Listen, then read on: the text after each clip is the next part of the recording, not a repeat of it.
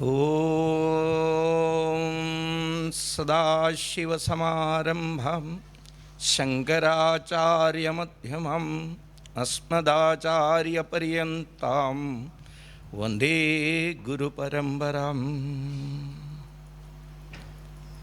Gum ഗണപതേ നമഃ.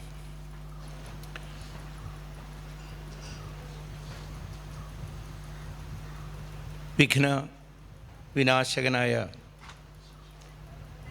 മള്ളിയൂർ വൈഷ്ണവ ഗണപതിയുടെ തൃപ്പാദങ്ങളിൽ പ്രണമിച്ചുകൊണ്ട് ഇവിടെ സന്നിഹിതനായിരിക്കുന്ന മള്ളിയൂർ പരമേശ്വരൻ തിരുമേനിയുടെ പാദങ്ങളിൽ പ്രണമിച്ചുകൊണ്ട് ഭക്തോത്തംസങ്ങളായ നല്ലവരായ എല്ലാ ശ്രോതാക്കളെയും സാഷ്ടാംഗം പ്രണമിച്ചുകൊണ്ട് എന്നോട് നിർദ്ദേശിച്ചിട്ടുള്ള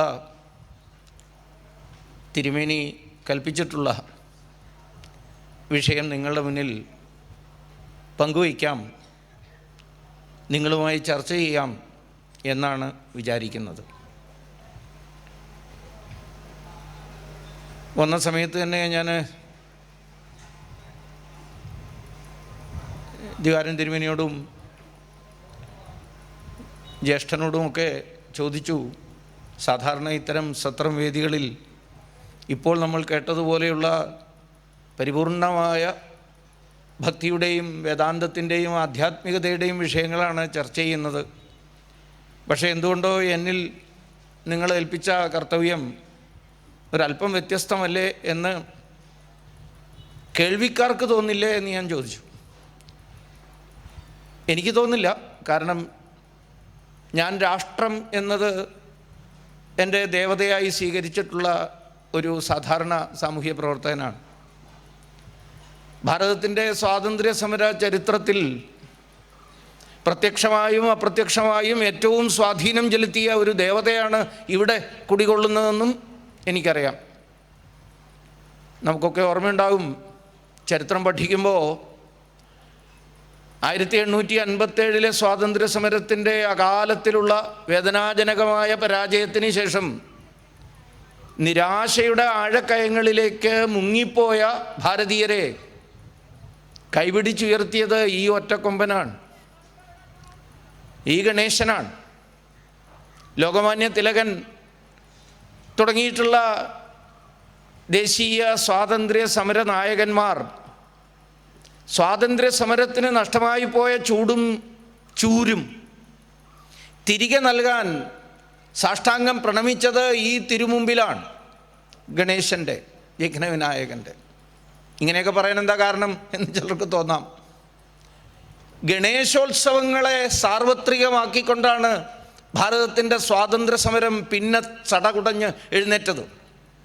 സ്വാതന്ത്ര്യം എൻ്റെ ജന്മാവകാശമാണ്, അത് ഞാൻ നേടുക തന്നെ ചെയ്യും, ബ്രിട്ടീഷുകാരാ നീ അത് തന്നില്ലെങ്കിൽ നിൻ്റെ കയ്യിൽ നിന്ന് പിടിച്ചു വാങ്ങും എന്ന് തിലകൻ ഗർജിച്ചത് ഈ സാക്ഷാൽ ഗണപതിയുടെ അനുഗ്രഹത്തിൽ നിന്നാണ്. അതുകൊണ്ട് ഈ ദേവതകളൊക്കെ ഭാരതത്തിൻ്റെ ആത്മാവിൻ്റെ, രാഷ്ട്രത്തിൻ്റെ ആത്മാവിൻ്റെ കൂടി ഭാഗമോ അല്ലെങ്കിൽ അവരുടെ ആത്മാവിൻ്റെ ഭാഗമോ ആണ് നമ്മുടെ ഈ നാട് എന്ന് ഉറച്ചു വിശ്വസിക്കുകയും അതനുസരിച്ച് കഴിയും വിധത്തിൽ പ്രവർത്തിക്കുകയും ചെയ്യുന്ന ഒരാളെന്ന നിലയ്ക്കാണ് ഞാൻ പറഞ്ഞത്. എനിക്കെന്ന് എന്നിൽ കൽപ്പിക്കപ്പെട്ടിട്ടുള്ള, എന്നോട് നിർദ്ദേശിച്ചിട്ടുള്ള ഈ വിഷയം അല്പവും ആധ്യാത്മികതയ്ക്ക് അപ്പുറത്തുള്ളൊരു വിഷയമായി തോന്നുന്നില്ല. ഇത് ആധ്യാത്മികതയുടെ ഭാഗം തന്നെയാണ്. ഇന്ന് എന്നോട് പറയാൻ ആവശ്യപ്പെട്ടിരിക്കുന്നത് സനാതന ധർമ്മം, ആ സനാതനധർമ്മത്തിൻ്റെ സവിശേഷതകളെക്കുറിച്ച് അല്പം ചില കാര്യങ്ങൾ പറയാനാണ്. മഹർഷി അരവിന്ദൻ, നമുക്കെല്ലാം അറിയുന്ന ഭാരതത്തിൻ്റെ സ്വാതന്ത്ര്യ സമരത്തിൻ്റെ വിപ്ലവകാരിയായ നേതാവ്, രാഷ്ട്രീയ നേതാവ്, അതിനെല്ലാം അപ്പുറം ആധ്യാത്മികതയുടെ പരകോടിയിലെത്തിയ യോഗി സമഗ്രമായ ആധ്യാത്മിക പുരോഗതിക്ക് വേണ്ടിയിട്ടുള്ള സമഗ്രയോഗ പദ്ധതി ഭാരതത്തിനെന്നല്ല ലോകത്തിന് സംഭാവന ചെയ്ത ആചാര്യവര്യൻ വളരെ ദീർഘകാലത്തെ ജയിൽവാസത്തിന് ശേഷം ഉത്തരപ്പാറയിലെത്തി, ബംഗാളിലെ. അവിടെ അദ്ദേഹം ഒരു പ്രഭാഷണം നടത്തി. അത് ഉത്തരപ്പാറ പ്രസംഗം എന്ന നിലയിൽ നമ്മുടെ ചരിത്രത്തിൽ വളരെ ആഴത്തിൽ സ്വാധീനം നേടിയിട്ടുള്ള ഒന്നാണ്. അദ്ദേഹം അന്ന് ആ പ്രസംഗം നടത്താൻ വേണ്ടി ജയിലിൽ നിന്ന് വിമുക്തനായി പുറത്തേക്ക് വരുമ്പോൾ ചിലതെല്ലാം മനസ്സിൽ കണക്ക് കൂട്ടിയിരുന്നു പറയണം എന്ന്. അത് തീർത്തും സ്വാതന്ത്ര്യ സമര സംബന്ധിയായ വിഷയങ്ങളായിരുന്നു അത്രേ. പക്ഷേ അതിന് തൊട്ടു മുമ്പാണ് ജയിലിൽ വെച്ച് അങ്ങേയറ്റത്തെ ഈശ്വര സാക്ഷാത്കാരം ലഭിച്ചു അദ്ദേഹത്തിന്. പ്രത്യക്ഷമായി ഈശ്വരൻ നാരായണൻ്റെ രൂപത്തിൽ, ശ്രീകൃഷ്ണ പരമാത്മാവിൻ്റെ രൂപത്തിൽ അദ്ദേഹത്തിന് പ്രത്യക്ഷനായി എന്നത് ചരിത്രമാണ്. അദ്ദേഹം തന്നെ എഴുതിയിട്ടുണ്ട്. ആ ഒരു അനുഭൂതി ലഭിച്ചതിന് ശേഷം കാണുന്നതൊക്കെയും ശ്രീനാരായണമയം, ശ്രീകൃഷ്ണമയം എന്ന് അദ്ദേഹം പറഞ്ഞു. ആഹാരം കൊണ്ടു കൊടുക്കാൻ വരുന്ന ജയിൽ ഗാർഡ് അവിടുത്തെ യൂണിഫോമിലല്ല അദ്ദേഹം കണ്ടത്. പീതാംബരം ഉടുത്ത് ഓടക്കുഴലേന്തി മയിൽപ്പീലി ചൂടി വരുന്ന ശ്രീകൃഷ്ണ പരമാത്മാവായിട്ട് അരവിന്ദന് ബോധ്യപ്പെട്ടു. ചുറ്റുപാടും കാണുന്ന തടവുപുള്ളികളെ എല്ലാവരെയും ശ്രീകൃഷ്ണൻ്റെ രൂപമായി കാണാൻ തുടങ്ങി. അതാണല്ലോ ഏറ്റവും വലിയ ആധ്യാത്മികമായ ഉയർച്ച, എല്ലാറ്റിലും ഈശ്വരനെ കാണുക എന്നതാണ്. അവിടെ നിന്നില്ല. അത് നമ്മുടെ സനാതനധർമ്മത്തിൻ്റെ, ഹിന്ദു വിശ്വാസത്തിൻ്റെ, ആധ്യാത്മികതയുടെ ഏറ്റവും വലിയ പ്രത്യേകതയാണ്. ഇത് കേവലം മനുഷ്യരിലല്ലല്ലോ, നമ്മൾ മാത്രമല്ലല്ലോ കാണുന്നത്, എല്ലാറ്റിലും സചേതനമെന്ന് തോന്നുന്ന മനുഷ്യരിലും ജീവികളിലും സസ്യങ്ങളിലും എല്ലാം ഈ ആത്മാവിനെ കാണുന്നു. അചേതനം എന്ന് തോന്നുന്ന ഇരുമ്പിലും പാറയിലും വരെ നമ്മൾ ഈശ്വരനെ കാണുന്നു. അങ്ങനെ ജയിൽ മുറിയിൽ നിന്ന് അരവിന്ദ മഹർഷി നോക്കുമ്പോൾ അദ്ദേഹത്തെ പൂട്ടിയിട്ടിരുന്ന ജയിൽ അഴികൾ അതും ശ്രീകൃഷ്ണൻ്റെ രൂപത്തിൽ കണ്ടു എന്നാണ്, ഈശ്വരൻ്റെ രൂപത്തിൽ കണ്ടു എന്നാണ്. സർവേശ്വരനെ കണ്ട് നമസ്കരിച്ചു. അതിനുശേഷമാണ് അദ്ദേഹം പുറത്തു വന്നത്. ഇതിനിടയിലാണ് തൻ്റെ ആദ്യ പ്രസംഗത്തിൽ, ജയിൽ മുക്തനായ ശേഷമുള്ള ആദ്യ പ്രസംഗത്തിൽ എന്തു പറയണം എന്നൊക്കെ നിശ്ചയിച്ചു. സ്വാതന്ത്ര്യസമര സംബന്ധിയായ കാര്യം പറയാനാണ് നിശ്ചയിച്ചത്. തീർത്തും ഭൗതികമായ കാര്യങ്ങൾ ഒക്കെ പ്രിപ്പയർ ചെയ്തു വന്നു. പുറത്തു വന്ന് ആളുകളുടെ മുമ്പാകെ പറയാൻ തുടങ്ങിയപ്പോൾ അദ്ദേഹത്തിൻ്റെ വായിൽ നിന്ന് വന്നത് നിശ്ചയിച്ചതൊന്നും ആയിരുന്നില്ല. അദ്ദേഹം തന്നെ അത് പിന്നീട് സമ്മതിക്കുന്നുണ്ട്. ഞാൻ ആലോചിച്ചുറച്ചതൊന്നുമല്ല ഇവിടെ പറയുന്നത്, പക്ഷേ പരമാത്മാവ് എന്നോട് കൽപ്പിക്കുന്നത് മറ്റൊന്നു പറയാനാണ്. ആ പ്രസംഗം വളരെ പ്രസിദ്ധമാണ്. അത് തുടങ്ങുന്നത് തന്നെ ഞാനിന്ന് നിങ്ങളോട് പറയാൻ പോകുന്നത് ഹിന്ദുധർമ്മം അഥവാ സനാതനധർമ്മത്തെക്കുറിച്ചാണ് എന്ന് പറഞ്ഞുകൊണ്ടാണ് തുടങ്ങിയത്. സ്വാതന്ത്ര്യസമരവും സനാതനധർമ്മവും തമ്മിൽ എന്താ വ്യത്യാസം, എന്താ സമാനത? നമ്മുടെ ഇക്കാലത്ത് വല്ലതും ആണെങ്കിൽ അരവിന്ദനെ ക്രൂശിച്ചേനെ അല്ലേ? അരവിന്ദൻ വർഗീയത പറഞ്ഞു എന്ന് പറഞ്ഞിട്ട് അരവിന്ദനെതിരായിട്ട് സമരം നടന്നേനെ. നമ്മുടെ ഇപ്പോഴത്തെ എന്താ പറയുക, അതൊക്കെ ഇവിടെ വെച്ച് പറയാൻ കഴിയുമെന്ന് അറിയില്ല. ഏതായാലും മതേതരത്വത്തിൻ്റെ ഉച്ചകോടിയിൽ നിൽക്കുന്ന നമ്മുടെ ആളുകൾക്കൊക്കെ സഹിക്കാൻ വലിയ വിഷമമുള്ള കാര്യമാണ്. അദ്ദേഹം പറഞ്ഞു, ഞാനിപ്പോൾ പറയാൻ പോകുന്നത് ഹിന്ദുധർമ്മത്തെക്കുറിച്ചാണ്. എന്താണ് ഹിന്ദുധർമ്മം? നാം സനാതനം, ശാശ്വതം എന്ന് വിളിക്കുന്ന ധർമ്മമാണ് അത്. എൻ്റെ പ്രത്യേകത അതാണ്. ഈ അടുത്ത കാലത്ത് സനാതനം എന്ന് പറഞ്ഞാൽ എന്താണെന്നൊക്കെ ചില ആൾക്കാർ വിശദീകരിച്ചു തുടങ്ങിയിരിക്കുന്നു. പക്ഷേ അരവിന്ദ മഹർഷി എന്ന് പറയുകയാണ്, ഇത് ഈ രാഷ്ട്രം, ആ രാഷ്ട്രത്തിൻ്റെ പേരും പറയുന്നുണ്ട് കേട്ടോ. ഇവിടെ എന്നെ പരിചയപ്പെടുത്തിയ നമസ്കാരം, അദ്ദേഹം വളരെ എൻ്റെ പ്രത്യേകതകളെക്കുറിച്ച് പറഞ്ഞപ്പോൾ, ഈ ഹിന്ദുരാഷ്ട്രം എന്നുള്ള വാക്ക് പറഞ്ഞപ്പോൾ എനിക്കൊരു ധൈര്യമായി, അത് എവിടെയും പറയാമല്ലോ എനിക്കെന്നുള്ളത്. അതിനുവേണ്ടി വാദിക്കുന്ന ആളെന്നല്ലേ പറഞ്ഞത്, അപ്പോൾ വാദിക്കണമല്ലോ. ഈ ഹിന്ദുരാഷ്ട്രം അനാദികാലം മുതലേ സംരക്ഷിച്ച് നിർത്തിയിട്ടുള്ള ധർമ്മം, അതാണ് സനാതനധർമ്മം. അതുകൊണ്ടാണ് ഇതിനെ ഹിന്ദുധർമ്മം എന്ന് വിളിക്കുന്നത് എന്നാ അദ്ദേഹം പറഞ്ഞത്. ഹിമവൽ അത്യുത്തരാം ദിശി ദേവതാത്മാ ഹിമാലയം നാമ നഗാധിരാജ പൂർവാപരോത്തോയ നിധീവഗാഹ്യ സ്ഥിത പൃഥിവ്യ ഇവ മാനദണ്ഡ. ഹിമാലയം മുതൽ സമുദ്രം വരെ പരന്നു കിടക്കുന്ന ഈ വിശാല ഭാരതഭൂവ് സമ്പൂർണ്ണ വിശ്വത്തിൻ്റെയും വളർച്ചയുടെ മാനദണ്ഡമാണ്. ഏത് മാർഗത്തിലാണ്, ഏത് ആദർശത്തെ സ്വീകരിച്ചാണ് പോകേണ്ടത് എന്നതിൻ്റെ മാതൃകയാണ് ഈ ഭാരതമെന്ന് പറഞ്ഞിട്ടുണ്ട്. ആ ഭാരതം എന്ന ഹിന്ദുസ്ഥാനത്തിൻ്റെ 4 അതിരുകൾക്കുള്ളിൽ സുരക്ഷിതമായി അനാദികാലം മുതലേ കഴിഞ്ഞു പോരുന്ന ദർശനമെന്ന നിലയിലാണ്, പവിത്രവും പുരാതനവുമായ ദർശനമെന്ന നിലയിലാണ് ഇത് സനാതനധർമ്മം എന്നറിയപ്പെടുന്നത്. അടുത്ത അദ്ദേഹം പറയാണ്, ഇത് ഈ 4 അതിരുകൾക്കുള്ളിൽ സംരക്ഷിച്ചു പോന്നു എന്നുള്ളത് സത്യമാണ്. പക്ഷേ അത് ഈ ഭൂപ്രകൃതിക്കുള്ളിൽ ഒതുങ്ങുന്ന ഒന്നല്ല. ഇത് സാർവദേശീയം കൂടിയാണ്, ത്രികാലാബാധിതമാണ്. 3 കാലങ്ങളും ഇതിനെ ബാധിക്കുന്നില്ല. അതുകൊണ്ടാണല്ലോ സനാതനം എന്ന് വിളിക്കുന്നത്. ഇതിന് ആദിയില്ല, അന്തവുമില്ല, ത്രികാലാബാധിതമാണ്. ത്രികാലങ്ങൾ ബാധിക്കുന്നില്ല ഇതിനെ. അങ്ങനെയുള്ള ഈ സനാതനധർമ്മം സാർവകാലികമാണ് എന്നതുപോലെ തന്നെ സാർവദേശീയവുമാണ്, ലോകത്ത് എല്ലായിടത്തും നിൽക്കുന്നതാണ്.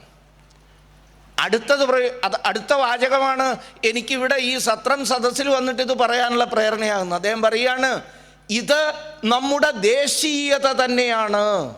സനാതനധർമ്മം എന്നത് ഈ രാഷ്ട്രത്തിൻ്റെ, ഭാരതത്തിൻ്റെ, നമ്മൾ ദേശീയത എന്ന് പറയുന്നുണ്ട്. ആരാണ് ഈ ദേശീയതയെക്കുറിച്ച് നിർവഹിച്ചിരിക്കുന്നത്? നിങ്ങളുടെ മുന്നിൽ ദേശീയതയെക്കുറിച്ച് വലിയ പ്രസംഗം നടത്തുന്ന ഏതെങ്കിലും ഒരു മാന്യനോട് ചോദിക്കാമോ, സാർ എന്താണ് ഈ നിർവചനം ദേശീയതയുടെ? അവിടെയാണ് അരവിന്ദൻ വേറിട്ട് നിൽക്കുന്നത്. അരവിന്ദൻ പറയുകയാണ്, നമ്മുടെ ദേശീയത എന്നത് കേവല വിശ്വാസമല്ല, അതൊരു വംശത്തിൻ്റെയോ വർഗത്തിൻ്റെയോ മാത്രം പേരുമല്ല. അതിനെ ഞാൻ ദേശീയതയെ സനാതനധർമ്മം എന്നാണ് വിളിക്കുന്നത്. ഭാരതം നിലകൊള്ളുന്നത് ആ സനാതനധർമ്മത്തിൻ്റെ അടിസ്ഥാനത്തിലാണ്. പിന്നീട് പറയും, ഇന്ന് എനിക്ക് പറഞ്ഞു തന്നിരിക്കുന്ന വിഷയത്തുമായിട്ട് വളരെ ബന്ധമുള്ളത് കൊണ്ടാണ് ഞാൻ ഈ കൊട്ടേഷൻ ഒരല്പം വിശദീകരിക്കുന്നത്, ഈ ഉദ്ധരണി. അദ്ദേഹം പറയുകയാണ്, ഈ ഹിന്ദു രാഷ്ട്രം, ഈ ഹിന്ദുസ്ഥാനം, ഭാരതം, ചിലതിനൊക്കെ നമുക്കൊരല്പം ധൈര്യം കൂടി വേണം, ചങ്കൂറ്റം കൂടി വേണം, ആണത്വവും പെണ്ണത്വവും ഉണ്ടാവണം. രണ്ടും കെട്ടതായി പോകരുത്. ഈ രണ്ടും ഉണ്ടെങ്കിലേ നമുക്കിത് പറയാൻ പറ്റുള്ളൂ. ഇപ്പം നമുക്ക് വലിയ പേടിയാണ് ഇതൊക്കെ പറയാൻ. ഇത് പറഞ്ഞാൽ പൊളിറ്റിക്കലി കറക്റ്റ് ആകുമോ എന്നാണ് ചിലരുടെ സംശയം. ഇന്നത്തെ കാലത്ത് നമുക്ക് മാത്രം ചെയ്യേണ്ട, അതായത് ഹിന്ദുക്കൾക്ക് മാത്രം ചെയ്യേണ്ട ഒരു കർമ്മമാണ് പൊളിറ്റിക്കലി കറക്റ്റായി സംസാരിക്കുക. അതിലാദ്യത്തെ പോയിന്റ് എന്താ അറിയോ? ഹിന്ദു എന്ന് പറയരുത്, അത്രയേ ഉള്ളൂ. രണ്ടാമത്തെ പോയിന്റ് എന്താ അറിയോ? ഹിന്ദുക്കൾ ഒന്നാവണമെന്ന് പറയരുത്. ഹിന്ദുക്കൾ ഒന്നാകണം എന്ന് പറഞ്ഞാൽ അത് ലോകത്തെ ഏറ്റവും വലിയ അസഭ്യവാക്കാണ് എന്നാണ് നമ്മളെ പഠിപ്പിച്ചുകൊണ്ടിരിക്കുന്നത്. ദിവസവും വരികയാണ് ക്ലാസ്സുകൾ, ദിവസവും. അപ്പോൾ ഈ രാഷ്ട്രം ഹിന്ദു രാഷ്ട്രമാണെന്ന് പറഞ്ഞുകൂടാ. ഇവിടുത്തെ നാട് നന്നാവാൻ വേണ്ടി ഇവിടുത്തെ നാട്ടുകാരായ ഹിന്ദുക്കൾ ഒരുമിക്കണമെന്ന് പറഞ്ഞുകൂടാ. നമ്മുടെ 2 ആരാധ്യരായ സാമുദായിക സംഘടനാ നേതാക്കന്മാർ ഈ അടുത്ത ദിവസം ഹിന്ദുക്കൾ ഒന്നിക്കേണ്ടതിൻ്റെ ആവശ്യം പറഞ്ഞ് അവർ കേൾക്കാത്ത പുലഭ്യമില്ല ഇതിനോടകം. പാവം അവർ മാത്രം സഹിക്കുകയാണ്. നമ്മൾ കേട്ട് ഇതെല്ലാം ഒരു തരത്തിൽ പറഞ്ഞാൽ നിഷ്പക്ഷരാണല്ലോ നമ്മൾ, അതുകൊണ്ട് നമ്മളൊന്നും പറഞ്ഞുകൂടാ. നമ്മളൊന്നും പറയാതെ ഇങ്ങനെ ഇടയ്ക്കിരിക്കുകയാണ്. നിഷ്പക്ഷത എന്നൊരു പക്ഷമേ ഇല്ല ഈ ലോകത്ത്. അങ്ങനെ ധരിക്കുകയേ ചെയ്യരുത്. ഇത് പകലാണോ രാത്രിയാണോ? നിഷ്പക്ഷരാണെങ്കിൽ എന്ത് പറയും? പകലുമാവാം രാത്രിയുമാവാം. പകലുമാവാം, അങ്ങനെ ആവാൻ പറ്റുമോ ഇപ്പോഴത്തെ ഈ സമയം? ഇത് പകലേ ആകാൻ പറ്റൂ. നമ്മൾ പകൽ പക്ഷക്കാരാണ്. ഇനി ഇത് രാത്രിയിൽ ആരെങ്കിലും ചോദിക്കണം രാത്രിയാണോ പകലാണോ എന്ന് ചോദിച്ചാൽ ഒറ്റ പക്ഷേ ഉള്ളൂ, ഇത് രാത്രിയാണ്, അത് രാത്രിപക്ഷമാണ്. അവിടെ നിഷ്പക്ഷമാകാൻ പറ്റില്ല. ഈ രാഷ്ട്രം ഹിന്ദു രാഷ്ട്രമാണ്, ഹിന്ദുസ്ഥാനാണ്. അരവിന്ദ മഹർഷിയെ പോലുള്ള ആ മഹാത്മാവ് പറയുകയാണ്, ഈ ഹിന്ദു രാഷ്ട്രം സനാതന ധർമ്മത്തോടൊപ്പം ജനിച്ചു, സനാതന ധർമ്മത്തോടൊപ്പം വളർന്നു. ഇനി നാളെ ഒരു കാലം ഈ സനാതന ധർമ്മത്തിന് ക്ഷതം സംഭവിക്കാമെങ്കിൽ മാത്രമേ ഈ രാഷ്ട്രത്തിന് എന്തെങ്കിലും സംഭവിക്കൂ. ഇതാ അദ്ദേഹം പറഞ്ഞു. ഈ രാഷ്ട്രത്തെ ഇല്ലാതെയാക്കണമെങ്കിൽ സനാതന ധർമ്മത്തെ ഇല്ലാതെയാക്കണം. അങ്ങനെയാണ് ഈ സനാതന ധർമ്മ വിരോധികൾ ഇന്ന് ചെയ്തുകൊണ്ടിരിക്കുന്നത്. അവർക്കറിയാം ഈ രാഷ്ട്രത്തെ ഒറ്റക്കെട്ടാക്കി നിർത്തുന്നത് ഒറ്റ ശക്തിയാണ്, ഈ സനാതന ധർമ്മമാണ്, നമ്മുടെ ഈ നാടിൻ്റെ ധർമ്മം. അതില്ലെങ്കിൽ പിന്നെ നമ്മളാരാ? ഭാരതത്തിൽ നിന്ന് സനാതന ധർമ്മം ആരാധ്യയായ അനി ബസന്റ് മദാമ്മ, ഒരു മദാമയായിരുന്നെങ്കിലും അവർ ഉറപ്പിച്ചു പറഞ്ഞിട്ടുണ്ട്, ഈ രാഷ്ട്രത്തിൽ നിന്ന് സനാതന ധർമ്മത്തെ അടർത്തി മാറ്റാൻ കഴിയുമെങ്കിൽ അപ്പോൾ കാണാം ഈ വിശാലമായ രാഷ്ട്രമെന്ന വൃക്ഷം കടപുഴകി നിലത്ത് വീണ് ഉണങ്ങി കരിഞ്ഞ് നമ്മുടെ കൺമുമ്പിൽ ഇല്ലാതെയാകുന്നത്. ഈ സനാതന ധർമ്മമാണ് ഇതിൻ്റെ ശക്തി, ഇതിൻ്റെ ജീവൻ. സനാതനധർമ്മം ക്ഷയിക്കുമെങ്കിൽ ഈ രാഷ്ട്രം ക്ഷയിക്കും. സനാതന ധർമ്മം നശിക്കാവുന്നതായിരുന്നെങ്കിൽ അതിനോടൊപ്പം തന്നെ എന്നേ ഈ രാഷ്ട്രം ഈ ഉറപ്പ് അദ്ദേഹം തരുന്നുണ്ട്, എന്നേ ഈ രാഷ്ട്രം നശിച്ചു പോകുമായിരുന്നു. ഈ രാഷ്ട്രം ഇന്നും നിലനിൽക്കുന്നുണ്ട് എങ്കിൽ അതിൻ്റെ അർത്ഥം ഇവിടെ ആ സനാതനധർമ്മം ജീവിക്കുന്നു. അതാണ് നമ്മുടെ ദേശീയത. ഒട്ടനവധി ഉദാഹരണങ്ങളിലൂടെ, ഒട്ടനവധി നമ്മുടെ ചരിത്ര സംഭവങ്ങളിലൂടെ ഇത് വിശദീകരിക്കാവുന്നതേ ഉള്ളൂ. അതിലേക്ക് ഞാൻ ഏറെ കടന്നു പോകുന്നില്ല.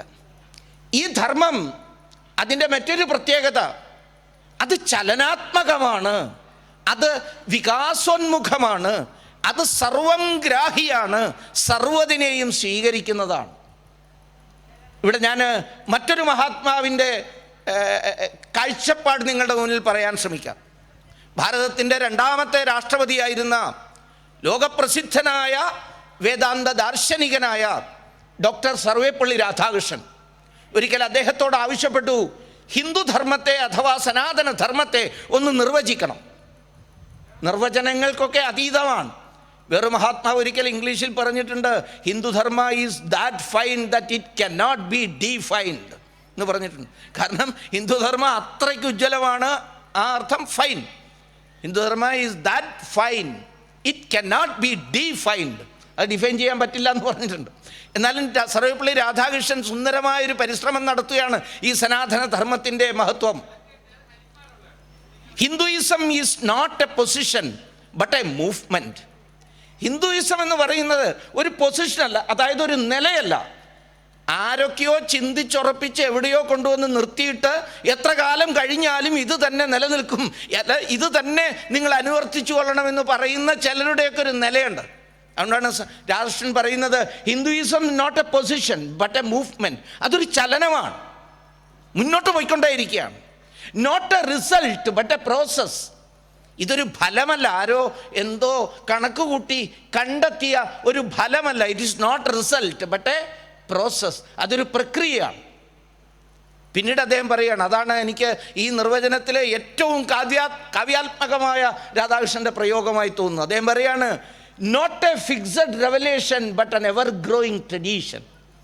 Not a fixed revelation. ചിലർക്കൊക്കെ, ഞാൻ ആരെയും വിമർശിക്കാൻ പറയുന്നതല്ല, പക്ഷേ എന്നാലും നമുക്കറിയാലോ, നമ്മുടെ ചുറ്റുപാടും ലോകത്തെമ്പാടും പല മതങ്ങളുമുണ്ട്. അവർ പലരും പറയുന്നത്, ഞങ്ങളുടെ സ്ഥാപകൻ, ഞങ്ങളുടെ പ്രവാചകൻ സത്യം കണ്ടു കഴിഞ്ഞു, ഇനി നിങ്ങൾ കാണാൻ മെനക്കെടേണ്ട ആവശ്യമൊന്നുമില്ല. കണ്ടു എന്നെങ്ങാനും പറഞ്ഞാൽ, നിങ്ങളെങ്ങാനും കണ്ടു എന്ന് പറഞ്ഞാൽ അപ്പം കാണാം നമുക്ക്. അദ്ദേഹം കണ്ടു കഴിഞ്ഞു. കണ്ട അദ്ദേഹം ആരോടോ പറഞ്ഞിട്ടുണ്ട്, ഒരു ഫിക്സഡ് റെവലേഷനാണ്.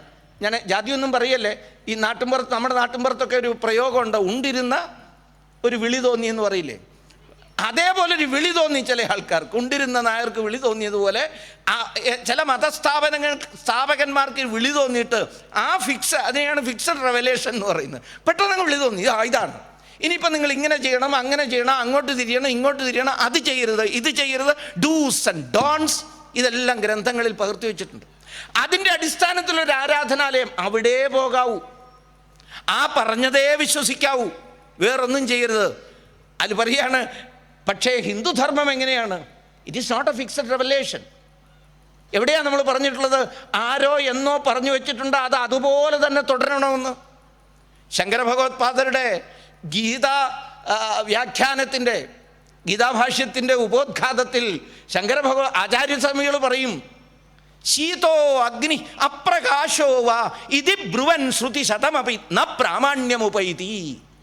എത്ര സുന്ദരമായ പ്രയോഗമാണ് ശങ്കര ഭഗവത്പാദർ. സാധാരണ ഈ നാട്ടിലെ ആൾക്കാരൊക്കെ ബ്രാഹ്മണ മേധാവിത്വത്തിൻ്റെ വലിയ ആളായിട്ടാണ് ശങ്കരാചാര്യരെ പറയുന്നത്. ശങ്കരാചാര്യരെ പോലൊരു യുക്തി ചിന്തയുടെ വ്യക്തിത്വം വേറെ ഈ ലോകം കണ്ടിട്ടില്ല. അദ്ദേഹം പറയാണ്, ശീതോ അഗ്നി, അഗ്നിക്ക് തണുപ്പാണ്, തീക്ക് തണുപ്പാണ് എന്നാരെങ്കിലും പറഞ്ഞാൽ, അപ്രകാശോവാ, തീക്ക് പ്രകാശമില്ല എന്നാരെങ്കിലും പറഞ്ഞാൽ, ആരെങ്കിലും അല്ല കേട്ടോ, ആചാര്യർ പറയുന്നത്, ശ്രുതി ശതമഭി ഇതി ബ്രുവൻ.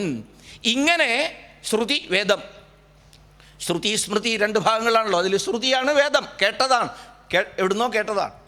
ശ്രുതി ശതമഭി, 100 വേദം. ആകെ നമ്മുടെ അറിവിൽ 4 ഉള്ളൂ എന്നാണ് പറയുന്നത്.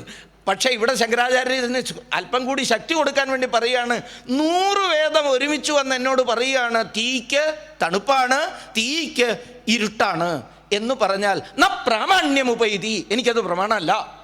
ഈ പ്രയോഗത്തിൻ്റെ അർത്ഥം എന്താണ്? ആരെങ്കിലും എവിടെയെങ്കിലും പറയുന്ന എല്ലാ മണ്ടത്തരവും എല്ലാ കാലത്തും പിന്തുടർന്നോളാവുന്ന ഹിന്ദുധർമ്മം ഒരാൾക്കും വാക്ക് കൊടുക്കുന്നില്ല. ഇതെപ്പോഴും വളർന്നുകൊണ്ടേയിരിക്കണം. എപ്പോഴും വളരുന്നു എന്ന് പറയുന്നതിൻ്റെ അർത്ഥം എന്താണ്? ഈ കാലത്തിന് യോഗ്യമല്ലാത്തതിനെ ഇല്ലാതെയാക്കി ഏതാണോ യോഗ്യമായിട്ടുള്ളത് അതിനെ സ്വീകരിച്ച് നമ്മൾ മുന്നോട്ട് പോകും. വളരെ ലളിതമായൊരു കഥ, ഭാഗവത കഥ തന്നെ ഉണ്ടല്ലോ. ശ്രീകൃഷ്ണ പരമാത്മാവ് അദ്ദേഹം ഗോവർദ്ധനഗിരിയുടെ ഉദാഹരണം നടത്തി. ആ കഥയൊന്ന് ആലോചിച്ച് നോക്കൂ. ആ കഥ നാളെ അതുവരെയുള്ള ചിന്താഗതി എന്തായിരുന്നു? ഗോപന്മാരുടെയും ബാക്കി ജനങ്ങളുടെയും ഒക്കെ നമുക്ക് മഴ തരുന്നത്, ജലം തരുന്നത് ഇന്ദ്രനാണ്, ഈ ഒരു വിശ്വാസമാണ് ഉണ്ടായിരുന്നത് അല്ലേ? ഇന്ദ്രനാണ്. അതുകൊണ്ട് ഇന്ദ്രപൂജ കൃത്യമായി നടത്തിക്കൊണ്ടേയിരിക്കണം മഴ കിട്ടണമെങ്കിൽ, അല്ലെങ്കിൽ വരൾച്ച വരും. അതുകൊണ്ട് ഇന്ദ്രപൂജ മുടങ്ങരുത് എന്നാണ് പറഞ്ഞു വെച്ചിരുന്നത്. ഭഗവാൻ ശ്രീകൃഷ്ണൻ അവരോട് പറഞ്ഞു, ഇത് ഏതെങ്കിലും ദേവലോകത്തൊക്കെ ഇരിക്കുന്ന ഏതെങ്കിലും ഒരു ദേവൻ തരുന്നു ഇങ്ങനെ പറയപ്പെടുന്ന ആളൊന്നും തരുന്നതല്ല, നമുക്ക് മഴ തരുന്നത് ഈ ഗോവർദ്ധനഗിരിയാണ്. എല്ലാവരും ഞെട്ടിപ്പോയി. അവിടെ ഒരു ശാസ്ത്രം വിശദീകരിക്കുകയായിരുന്നു ഭഗവാൻ. എങ്ങനെ? കടലിൽ നിന്ന് ജലം നീരാവിയായി ഉയർന്ന് കൊടും ചൂടിൽ ഉയർന്ന് അത് കാറ്റിൻ്റെ ഗതിയിൽപ്പെട്ട് പറന്നു വന്ന് കാർമേഘങ്ങളായി ഈ ഉന്നതമായ ഗോവർദ്ധനഗിരിയുടെ കുടികോടീരങ്ങളിൽ, ആ ഗിരികോടീരങ്ങളിൽ തട്ടി അത് ഘനീഭവിച്ച് അതിൽ നിന്നാണ്. ഇതാ ഇന്നത്തെ ശാസ്ത്രമല്ലേ? ആയിക്കോട്ടെ, ഞാൻ ശാസ്ത്രമാണ് അദ്ദേഹം അന്നേ ശാസ്ത്രം പറഞ്ഞു വെച്ചു എന്നൊന്നും പറയാനില്ല. പ്രശ്നം ഞാൻ പറയുന്നത്, നിലവിലുണ്ടായിരുന്ന വിശ്വാസങ്ങളെ അതേപോലെ തുടരുന്നവരല്ല നമ്മൾ. അതിൽ കുറവുകൾ കണ്ടാൽ അത് പരിഹരിക്കും. അതിനെയാണ് പറഞ്ഞത് it's an ever growing tradition. ഇതൊരു നിരന്തരമായി പുരോഗമിക്കുന്ന വികസിക്കുന്ന ദർശനമാണ്. ലോകത്ത് ശാസ്ത്രീയമെന്ന് പറയാവുന്ന ഒരു ദർശനമുണ്ടെങ്കിൽ അതിതാണ്. 4-5 വർഷം മുമ്പ് എൻ്റെ ഒരു യാത്രക്കിടയിൽ ഈ സംഘടനാ പ്രവർത്തനത്തിൻ്റെ ഹിന്ദുധർമ്മ പ്രചരണാർത്ഥമുള്ള പ്രവർത്തനത്തിൽ പലപ്പോഴും വിദേശങ്ങളിലും പോകാൻ അവസരം കിട്ടാറുണ്ട്. അങ്ങനെ ന്യൂയോർക്കിൽ പോയപ്പോൾ അവിടെ ന്യൂസ് വീക്ക് എന്ന് പറയുന്ന ഒരു വീക്കിലി വായിക്കാനിടയായി. അവിടുത്തെ പ്രസിദ്ധമായ, അന്ന് അച്ചടിച്ചിറക്കുന്നുണ്ടായിരുന്നു, പിന്നീട് അതിൻ്റെ അച്ചടി കോപ്പിയൊക്കെ നിന്നുപോയി എന്ന് പറയുന്നുണ്ട്. ഞാനീ പറയാൻ പോകുന്ന വാർത്ത കാരണമല്ല അത് നിന്നത് കേട്ടോ. മുഴുവൻ വായനാ സമൂഹത്തിൻ്റെ വായനാ പ്രത്യേകതകളുടെ അനുസരിച്ച് വായന കടലാസിൽ നിന്ന് കമ്പ്യൂട്ടറിലേക്ക് മാറിയതിൻ്റെ പേരിൽ നിന്ന് പോയതാണെന്ന് പറഞ്ഞു. ഈ അടുത്ത കാലത്ത് വീണ്ടും അവർ തുടങ്ങിയെന്നും പറഞ്ഞു. ഇരിക്കട്ടെ, അതല്ല ഇന്നത്തെ വിഷയം. ഈ ന്യൂസ് വീക്കിൻ്റെ പൊളിറ്റിക്കൽ കൾച്ചറൽ എഡിറ്ററുണ്ട്, ലിസ മില്ലർ എന്നൊരു സ്ത്രീയാണ്. ആ ലിസ മില്ലർ വളരെ ലോകപ്രസിദ്ധയായ പത്രപ്രവർത്തകയാണ്. ഈ സാംസ്കാരിക രാഷ്ട്രീയ വിഷയങ്ങളെക്കുറിച്ചൊക്കെ സ്ഥിരമായി എഴുതുന്നവരാണ്. അവരാണ് ആ ആഴ്ചയിലെ, ആ ആഴ്ച എന്ന് പറഞ്ഞാൽ ഓഗസ്റ്റ് 15-നോടനുബന്ധിച്ചുള്ള ആഴ്ചയിലെ വളരെ പ്രത്യേകതയുണ്ട്. ഓഗസ്റ്റ് 15-നാണത്. പ്രത്യേക പതിപ്പിൻ്റെ എഡിറ്റോറിയൽ എഴുതിയത് അവരാണ്. ആ എഡിറ്റോറിയൽ എന്നെ ഞെട്ടിച്ചു കളഞ്ഞു. സന്തോഷകരമായൊരു ഞെട്ടൽ. അതിൻ്റെ ഹെഡിങ് എന്താണെന്നറിയോ? ഹെഡിങ്, ഈ ലിസ മില്ലർ ഒരു പ്രാക്ടീസിങ് കാത്തോലിക്കാണ്. ക്രൈസ്തവ മതാനുയായിയായ ഒരു തൻ്റെ ജീവിതത്തിൽ പകർത്തിക്കൊണ്ടിരിക്കുന്ന സ്ത്രീയാണ്. അവരെഴുതിയ എഡിറ്റോറിയലിൻ്റെ heading now we are more Hindus എന്നാണ്. ഇപ്പോൾ നമ്മൾ കൂടുതൽ ഹിന്ദുക്കളാവുന്നു എന്നാണ് അവരെഴുതിയത്. ഇത് വളരെ ചർച്ച ചെയ്തതാണ്. ഈ അക്കാഡമിക് മേഖലയിലൊക്കെ വളരെ ചർച്ച ചെയ്തൊരു ഹെഡിങ്ങും ലേഖനവുമാണത്. Now we are more Hindus, ഇപ്പോൾ നമ്മൾ കൂടുതൽ ഹിന്ദുക്കളാകുന്നു. എന്താ കാരണം എന്നറിയാമോ? അവർ പത്രത്തിൻ്റെ പേരിലും അവരുടെ ഇൻറ്റേൺസിനെയും ഒക്കെ ഉപയോഗിച്ചുകൊണ്ട് വ്യാപകമായൊരു സർവേ നടത്തി. ആ സർവേയിൽ നിന്ന് പല ജീവിതാനുഭവങ്ങളിൽ നിന്നാണ് അത്തരമൊരു സർവേ നടത്താൻ നിശ്ചയിച്ചത്. സർവേയുടെ വിഷയം ജനങ്ങളുടെ, അമേരിക്കൻ ജനതയുടെ ഉള്ളിൽ ആചാരങ്ങളിൽ, അനുഷ്ഠാനങ്ങളിൽ, വിശ്വാസ പ്രമാണങ്ങളിൽ, അന്യമത നിരീക്ഷണത്തിൽ വരുന്ന വ്യത്യാസങ്ങൾ എന്താണ് എന്നാണ് പരിശോധിച്ചത്. ഈ പരിശോധനയിൽ നിന്ന് അവരെത്തിച്ചേർന്ന നിഗമനമാണ് ഈ ലേഖനത്തിൻ്റെ തലക്കെട്ടായി അവർ കൊടുത്തത്. പതുക്കെ പതുക്കെ നമ്മളും ഹിന്ദുക്കളാവുകയാണ്. അതിന് 2 തെളിവുകൾ അവർ പറഞ്ഞു. ഒന്ന് താത്വികമായ ഒരു തെളിവ്, താത്വികം, ദാർശനികം, ഫിലോസഫിക്കലായിട്ടുള്ള. എന്താണത്? അവിടെ കാത്തലിക് മതവിഭാഗത്തിൽപ്പെട്ട ആളുകൾ കൂടുതലായി വിശ്വസിച്ചു തുടങ്ങുന്നു, നമ്മുടെ മാർഗം പോലെ തന്നെ മറ്റു മാർഗങ്ങളും ശരിയാണ് എന്ന് ചർച്ച ചെയ്തു തുടങ്ങിയിരിക്കുന്നു. അതിനാണ് അവർ പറഞ്ഞത് നമ്മൾ ഹിന്ദുക്കളാവുന്നു എന്ന് പറഞ്ഞാൽ ഹിന്ദുക്കൾക്കേ അങ്ങനെ ചിന്തിക്കാൻ കഴിയുള്ളൂ. ആ ദർശനമാണ് ശാസ്ത്രീയം. അതായത് ലോകത്തുള്ള എല്ലാ മതങ്ങളും ചൂണ്ടിക്കാണിക്കുന്നത് സത്യത്തിൻ്റെ മാർഗം തന്നെയാണ് എന്നുള്ള സനാതന ഹിന്ദു വിശ്വാസ പ്രമാണം പതുക്കെ പതുക്കെ അവർ സ്വീകരിക്കുന്നു. പിന്നെ ഒരു പ്രാക്ടിക്കലായിട്ടുള്ള പ്രായോഗികമായൊരു ഉദാഹരണവും പറഞ്ഞവർ, സ്ഥലപരിമിതി കൊണ്ടല്ല. അമേരിക്കയിൽ സ്ഥലത്തിന് വലിയ പരിമിതിയൊന്നുമില്ല, നമുക്കറിയാം, പോയിട്ടുള്ളവർക്കറിയാം. വിശാലമായ സ്ഥലങ്ങൾ കിടക്കാണ്, ജനസംഖ്യ കൂടുതലുണ്ടാവണമെന്നുള്ള ആവശ്യത്തിലാണ് അവർ. പക്ഷേ അപ്പോൾ അവർ ഈ കാലഘട്ടത്തിൽ പല ആളുകൾ, ഞാൻ 100% അല്ല കേട്ടോ പറയുന്നത്, വലിയ സംഖ്യയിൽ ആളുകൾ ഈ കുഴിച്ചിടുന്നതിന് പകരം ദാഹസംസ്കാരം നടത്താൻ തുടങ്ങിയിരിക്കുന്നു. ശവശരീരങ്ങൾ നമ്മൾ ഹിന്ദുക്കൾ ഭാരതത്തിൽ ചെയ്യുന്നത് പോലെ, അത് എന്തൊരു വലിയ ഹൈജീനിക് ഹാബിറ്റാണെന്നറിയാം. മണ്ണിനെ ദുഷിപ്പിക്കാത്ത, ജലത്തെ ദുഷിപ്പിക്കാത്ത ഒരു അങ്ങേയറ്റത്തെ ശാസ്ത്രീയമായ പദ്ധതിയാണ് നമ്മുടെ ദാഹസംസ്കാരം, ശവസംസ്കാരം. ഇപ്പോൾ അവരും അത് തുടരുന്നു എന്നാണ്, ഞാനല്ല പറഞ്ഞത്, പറയുന്നത് ലിസ മില്ലറാണ്. അപ്പോൾ ഇവിടെയാണ് ഞാൻ നേരത്തെ പറഞ്ഞത്, ഹിന്ദുധർമ്മത്തിൻ്റെ ഏറ്റവും വലിയ സനാതന ധർമ്മത്തിൻ്റെ ഈ പ്രത്യേകത, സവിശേഷത. ആ സവിശേഷത അതിലേറ്റവും പ്രധാനപ്പെട്ടതാണ് ഏകം സദ വിപ്രാഹ ബഹുധാ വദന്തി. ഒന്നാണ് പരമസത്യം. അത് സാക്ഷാത്കരിക്കാൻ, അതിലെത്തിച്ചേരാൻ ബുദ്ധജനങ്ങൾ, ബുദ്ധിമാന്മാർ പല മാർഗങ്ങളും നിർദ്ദേശിക്കുന്നുണ്ട്. ആ ഓരോ മാർഗവും അതതിൻ്റെതായ മേഖലയിൽ ശരി തന്നെയാണ്.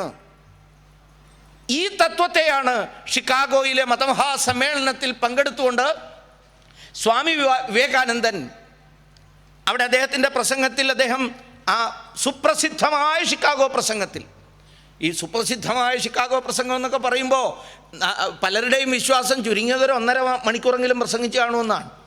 ആ പ്രസംഗത്തിൻ്റെ ദൈർഘ്യം കഷ്ടിച്ച് 3 മിനിറ്റാണ്. 3 മിനിറ്റ് കൊണ്ടാണ് അദ്ദേഹം വിശ്വത്തെ കീഴടക്കിയത്. പക്ഷേ അതിന് കയ്യടി 3 മിനിറ്റിൽ കൂടുതലുണ്ടായിരുന്നു. പ്രസംഗം തീരുന്നതിന് മുമ്പേ കൈയടിച്ചു അവർ. കാരണം അദ്ദേഹത്തിൻ്റെ അഭിസംബോധന അങ്ങനെയായിരുന്നു. അമേരിക്കയിലെ എൻ്റെ സഹോദരീ സഹോദരന്മാരെ, ജീവിതത്തിൽ ആദ്യമായിട്ടാണ് അങ്ങനെ ഒന്ന് കേൾക്കുന്നത്. ഇതും ഹിന്ദു സമൂഹത്തിൻ്റെ പ്രത്യേകതയാണ്, ഹിന്ദുധർമ്മത്തിൻ്റെ പ്രത്യേകതയാണ്. അവർക്കേ അങ്ങനെ കാണാൻ കഴിയൂ. അല്ലാത്തവർ ലേഡീസ് ആൻഡ് ജെൻറ്റിൽമെൻ എന്നേ വിളിക്കുള്ളൂ. Ladies and gentlemen. മാൻ മാത്രമേ ജെൻറ്റിലുള്ളൂ, ലേഡി ജെൻറ്റിലല്ല. എന്നൂടെ ഒരർത്ഥമുണ്ട്.